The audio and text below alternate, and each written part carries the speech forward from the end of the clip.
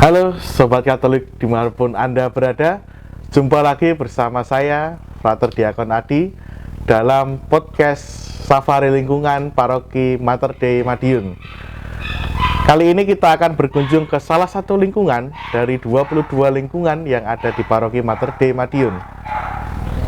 Dan di sebelah saya sudah ada ketua lingkungan tempat yang akan kita kunjungi. Mari kita sejenak berkenalan terlebih dahulu. Silakan Pak, perkenalan nama dan dari lingkungan mana Pak ini? Nama saya Agung Srianto dari lingkungan Santo Patrisius. Ya, ini Pak Agung dari lingkungan Santo Patrisius. Jadi kita sekarang berkunjung di lingkungan Santo Patrisius dan beliau, Pak Agung ini adalah ketua lingkungannya, Sobat Katolik.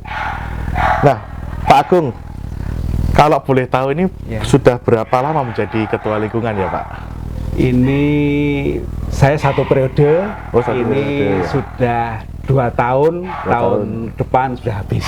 Oh iya. Masanya 3 tahun. 3 tahunan ini ya sudah berarti. 2 tahun jalan. Tahun kedua jalan ya, berarti sudah hampir jalan. Sudah 2 tahun ya. Oh ya, sudah 2 tahun menjadi ketua lingkungan ya Pak. Ya. Kalau boleh tahu Pak, suka dukanya menjadi ketua lingkungan apa Pak selama hampir 2 tahun jalan ini Pak? Ya. Kalau saya menganggap karena ini amanah, jadi saya nikmati aja, saya jalani saja. Kalau suka dukanya ya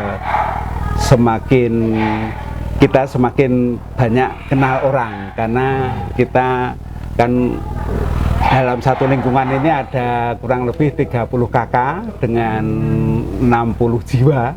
Jadi kalau kami berbicara dengan banyak orang, karena saya sebagai ketua lingkungan kan menjadi tumpuan kalau ada pertanyaan. Jadi itu termasuk suka saya. Ya, kalau dukanya itu ya saya kira ya semuanya pasti ada masalah di mana-mana. Tapi saya nikmati aja. Kalau ada masalah ya kami rembuk bersama dengan pengurus lingkungan yang lain.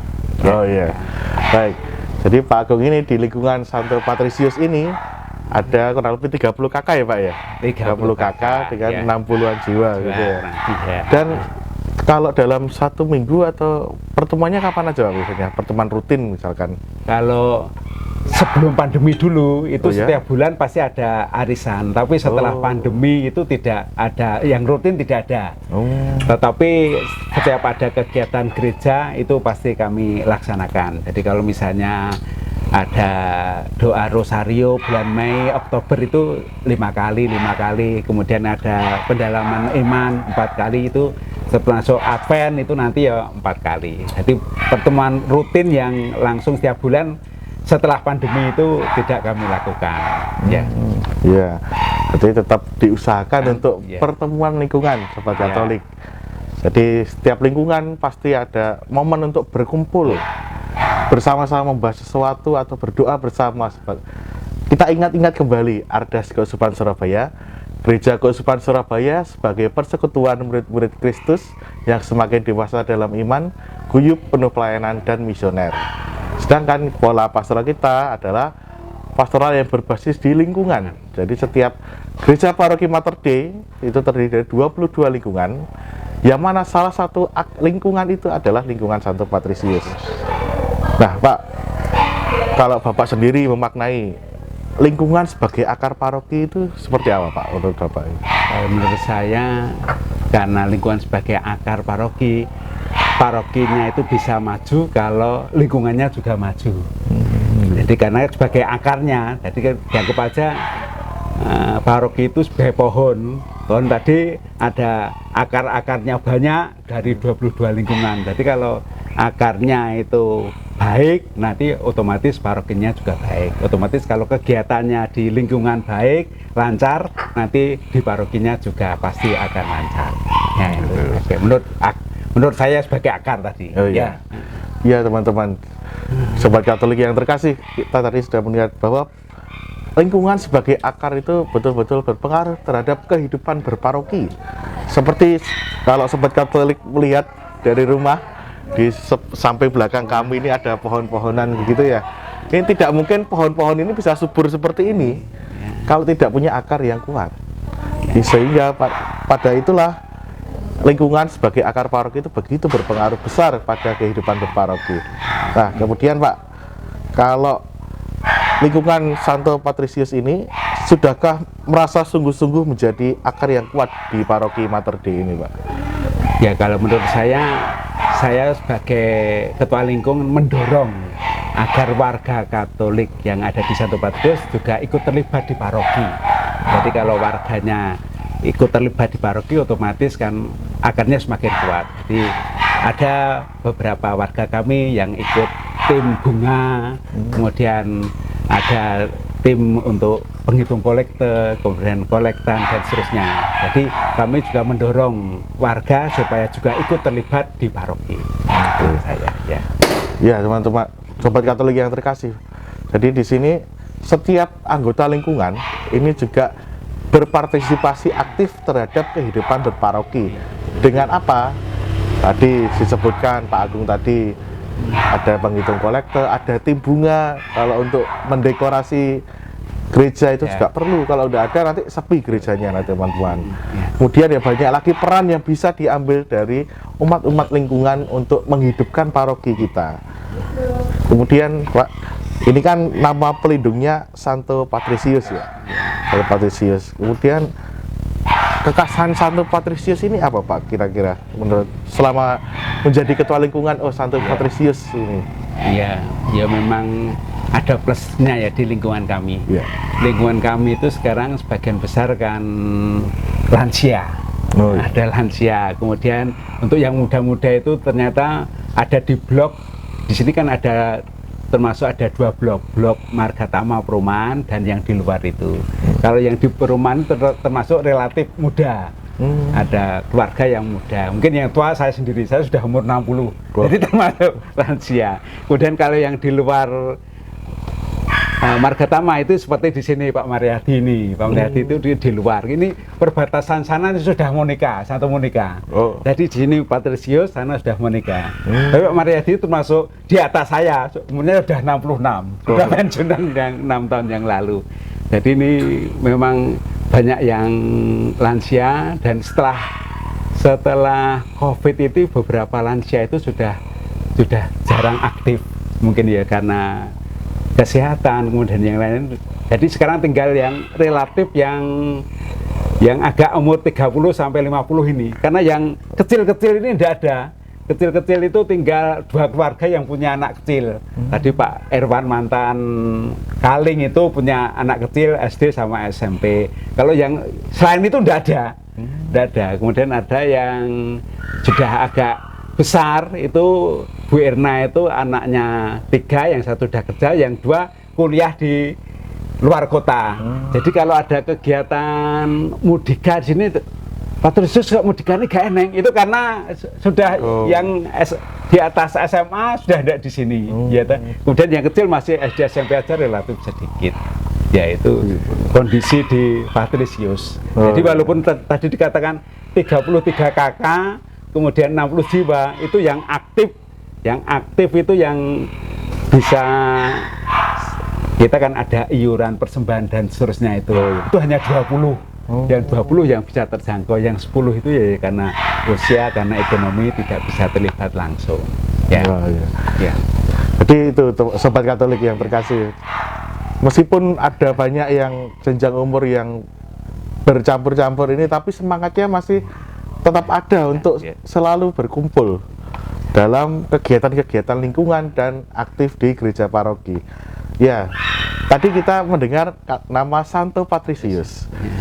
Pasti penasaran dong, nama Santo Patrisius ini seperti apa, dan sebenarnya dia punya nilai-nilai rohani apa yang seharusnya bisa untuk dibagikan, Pak? Lingkungan Santo Patrisius itu. Sebenarnya pada awalnya kami mengambil nama Patrisius itu tidak sama dengan pelindung yang kita pakai sekarang. Dulu kan Patrisius itu kan pemekaran dari Monika. Pada waktu pemekaran itu kan mencari nama, siapa pelindungnya yang dimekarkan. Nggak aja, suaminya Monika, namanya Patrisius.